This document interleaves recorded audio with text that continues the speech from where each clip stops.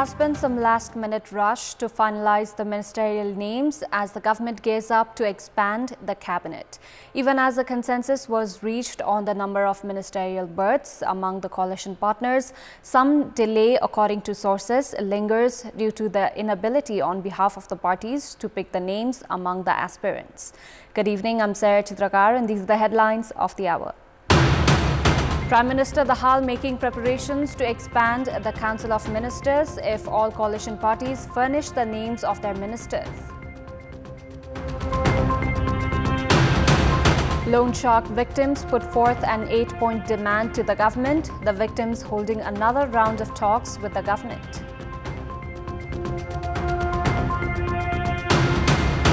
The ousted former Brazilian President Bolsonaro lands in Brazil following his self-imposed exile. Bolsonaro returns since his supporters stormed the Supreme Court, Congress and Presidential Palace in January. And host Virat City FC take on Lucas Soccer Club of Kerala, India in the finals of the 7th edition of Virat Gold Cup. The match at Viratnagar Shahid Rangashala kicks off at 6:45 p.m. Prime Minister Pushpa Kamal Dahal has asked for the name of ministers from the parties in the ruling coalition. Prime Minister Dahal is making preparations to expand the Council of Ministers by this evening if all coalition parties furnish the names of their ministers. In the meeting of the ruling coalition held earlier at Balatar this morning, alliance parties had said that they would submit the names after internal discussions. CPN Mao's Centre is to lead the Ministry of Home Affairs, while Nepali Congress is to head the Ministry of Finance. However, other ministries are yet to be decided if the names are not received today. The cabinet will be expanded tomorrow. Prime Minister Dahal had left for Chitwan in a helicopter after the parley with coalition parties. Another meeting of the coalition is scheduled after his return. Prime Minister Dahal has expedited process for giving a full shape to the government after reaching a consensus on the share of number of ministries yesterday. The coalition is preparing to issue the common minimum program of the government after giving a full shape to the cabinet. Meanwhile, Prime Minister Dahal has said that preparations are underway to expand the Council of Ministers and hold the oath-taking ceremony today itself. Addressing the inaugural ceremony of the new terminal building of Bharatpur Airport in Chitwan, Prime Minister Dahal said that a couple of ministers were to be decided while consensus had reached for the rest. He has added that the cabinet will be expanded by tomorrow morning. Prime Minister Dahal said that despite the inauguration of the Pokhara and Lumbini international airports, some complications existed for their efficient operation. He further added that he would raise these issues during his upcoming India visit. Prime Minister Dahal added that he would also hold talks with northern neighbours, China, regarding the operation of the new airports and enhancing the quality of aviation service.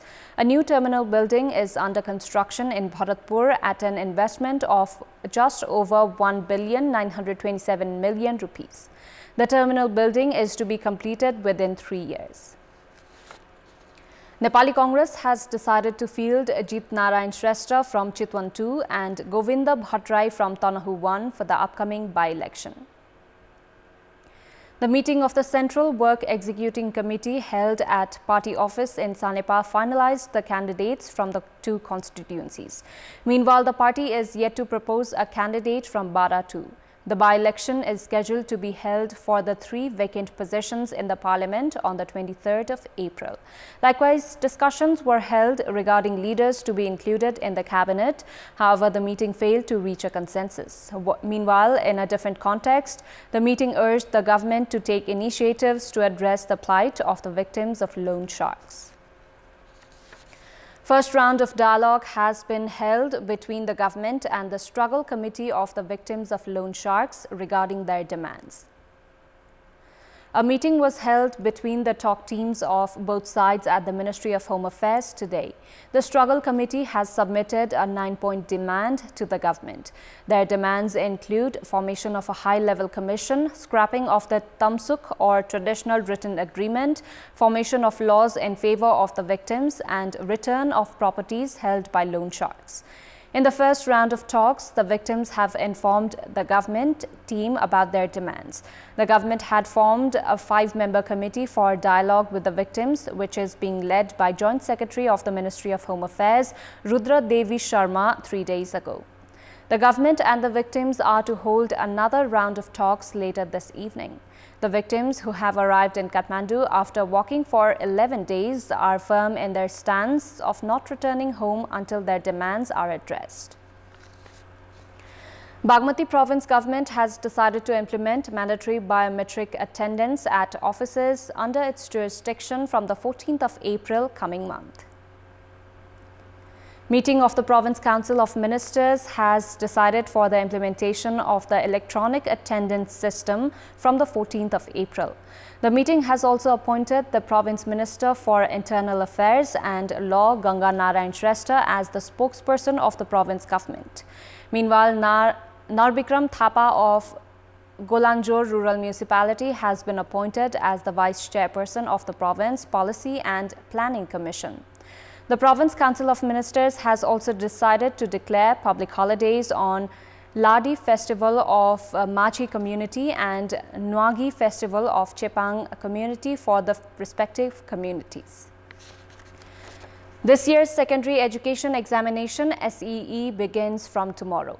The National Examination Board has said that all the preparations for the SEE, once considered the iron gates of education, have been completed. A total of 485,396 students are to attend the SEE, which begins tomorrow from 8 a.m.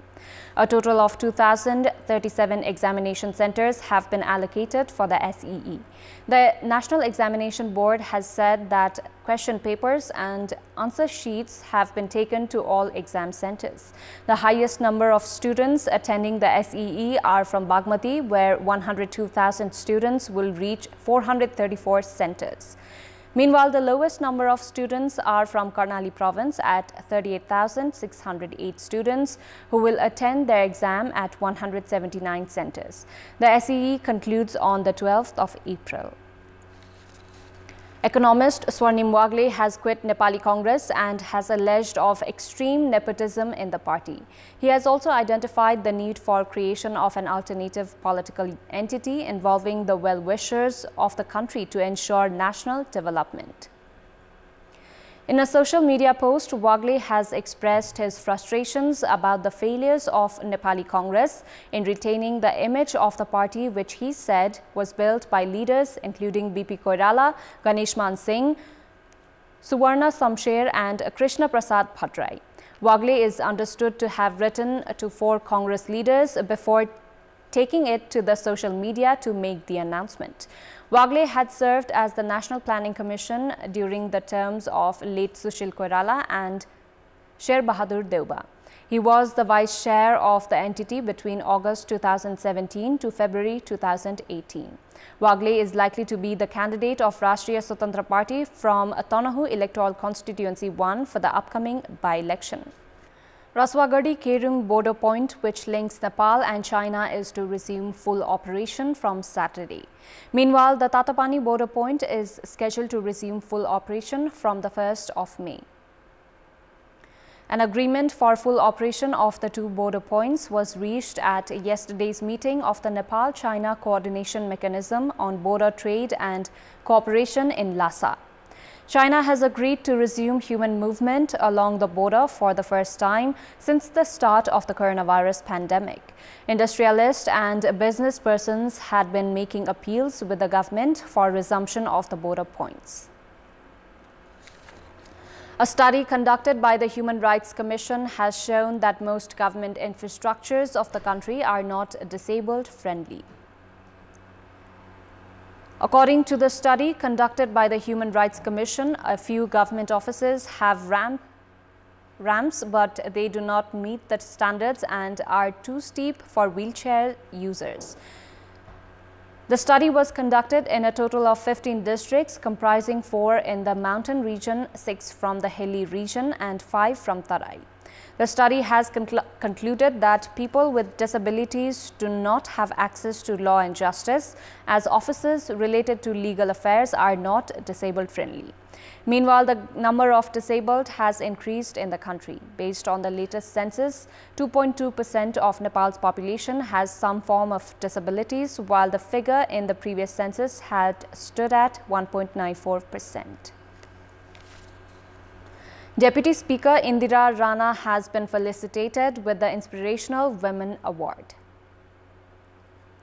At a program organized in Kathmandu today, Deputy Speaker Rana was felicitated with the award. 4 other women who have been raising their voices about issues of different sectors were also felicitated at the program. Sonika Manandhar was felicitated with the Women Entrepreneur Award. Suraksha Panta received Art Award. Mamata Sivakoti received a Digital Advocacy Award, while Bindra Swari Shah received Lifetime Achievement Award. The program also discussed the efficiency of hashtag campaign. Service seekers in the Land Revenue Department of Mahottari are being harassed by middlemen despite the government announcement of ease in service delivery. With the increase in crowd of service seekers in Mahottari's Land Revenue Department, the middlemen have been charging hefty amount on the pretext of completing their works in various administrations of the department. Service seekers are being swindled by the middlemen as the officers leave their works pending for a long period of time. However, service seekers complain that their works are completed on the same day if middlemen are involved. They have been compelled to pay exorbitant amount to the middlemen since they have to rely on them for various works, including writing application, transfer of properties and duplicating documents. Ram Navami festival is being celebrated by Hindu community across the nation by worshipping Lord Ram today. This festival commemorates the birth of Lord Ram, who was born to King Dashrath and Queen Kaushalya of Ayodhya. Devotees thronged Ram Mandir of Janakpur and Batisputali in Kathmandu and other shrines across the country from the wee hours to observe the festival. The Madhya province government had declared a public holiday for the festival. Ram Navami is the second day of the 2-day festival of Chaitya Dasai. The first day of the festival is dedicated to Lord Ram's return to Ayodhya from a 14-year exile, while the second day of the festival is celebrated as the birth anniversary of Lord Ram, the 7th incarnation of Lord Vishnu. Time now for our segment, Public Pulse, where you text us with your opinion. Public Pulse. Here's the question: why are lecturers required to clear examination to be eligible for teaching at universities? The options are A, to improve quality of education, B, to ensure transparency in appointments, and C, unnecessary complication. Voting is on. Type any WS, select your option A, B or C and send it to 34001 to share your opinion with us. Time now for international update.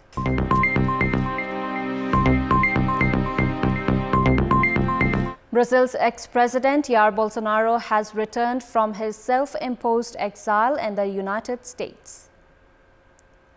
The far-right former leader landed in the capital, Brasilia, on a commercial flight from Florida, where he spent the past 3 months. It is the first time Bolsonaro is back in his home country since his supporters stormed the government buildings in Brasilia on 8 January. He faces an investigation into whether he incited the rioters. There had been much speculation about how many people would turn out to greet the former leader after his 89-day absence. Following the rioting caused by his supporters on 8 January, police have taken precautions such as cordoning off the main esplanade in the capital. He is also expected to be taken out of the airport by a back exit to prevent crowds gathering the arrivals hall.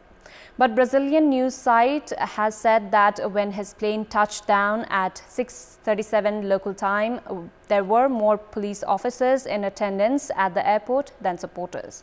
Analysts have pointed out that during his 3-month absence, other conservative politicians have come to the forefront of Brazilian politics. Bolsonaro left Brazil on board a Brazilian Air Force plane on the 30th of December, just 2 days before he was due to hand over the presidential sash to his rival, left-winger Luiz Inácio Lula da Silva. Multiple deaths are thought to have resulted after two U.S. Army HH-60 Black Hawk helicopters crashed during routine training in southwestern Kentucky on Wednesday night, U.S. Army Base Fort Campbell said in a statement on Facebook. According to local ABC News affiliate WKRN Kentucky State Police, Kentucky Emergency Management and other local officials responded to the crash site and set up a roadblock. The status of the crew members on board is unknown, the statement said, without mentioning how many people were on board the two aircraft. Kentucky Governor B. Scher says that the crash is believed to have caused deaths. The cause is still under investigation.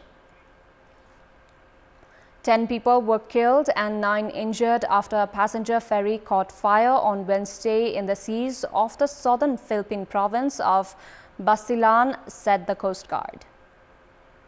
Local media quoted the Coast Guard in southern Mindanao as saying 230 people were rescued in the fire that started in the air-conditioned cabins. The ferry has a capacity to carry up to 430 people. The Coast Guard said it will assist an investigation and safety assessment as well check for any signs of an oil spill. Philippines, an archipelago of more than 7,600 islands, has a poor record for maritime safety, with vessels often overcrowded and many aging ships still in use. In May, at least 7 people died in a fire on a high-speed ferry carrying 134 passengers. Alexei Moskalyov, a Russian man who was sentenced to prison for discrediting the Russian army and whose daughter was taken into care, has been detained after fleeing house arrest, human rights activist and lawyer Dmitry Zakhvatov said. Moskalyov, who was investigated by police after his daughter drew an anti-war picture at school, was sentenced on Tuesday to 2 years in a penal colony on charges of discrediting the Russian armed forces. However, a court spokesperson said the man had escaped house arrest overnight. His whereabouts were not known at that juncture.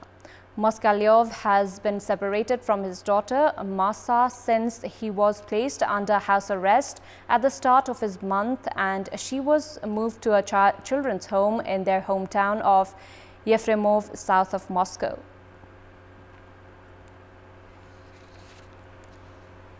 Prominent indigenous Australians and a Voice to Parliament advocates on Thursday celebrated the government's first formal step towards holding a referendum on giving Aboriginal and Torres Strait Islanders recognition in the Constitution.